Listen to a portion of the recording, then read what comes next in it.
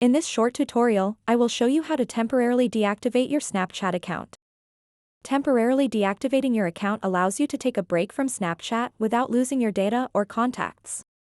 To get started, open up the Snapchat app and then tap on the Bitmoji profile picture icon in the top left corner of the screen. After that, tap on the gear icon at the top right. Once you are on the settings page, scroll down to the very bottom. Now you'll see a section called Account Actions, and in that section you'll see an option called Delete Account. Just tap on it.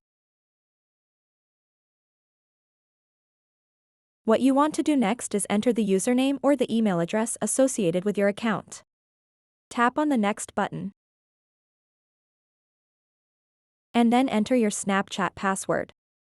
Tap on the Next button.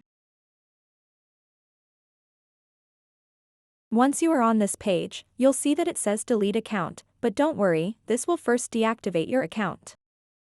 When you deactivate your account, it stays inactive for 30 days before being permanently deleted. This means that during those 30 days, your account is not accessible to anyone, and all your data remains safe. After the 30-day deactivation period, your Snapchat account will be permanently deleted. It's important to note that you only have 30 days to reactivate your account. Once the 30 days are up, there is no way to recover any data or information from the deleted account.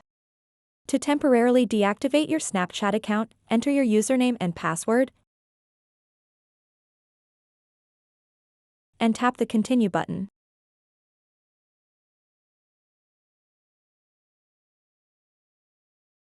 To reactivate your account, just log back into Snapchat within 30 days.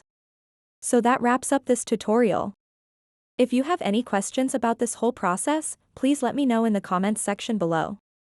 And if this video helped you out, please give it a big thumbs up and subscribe to this channel for more tutorial videos like this one. Thank you so much for watching and have a good day.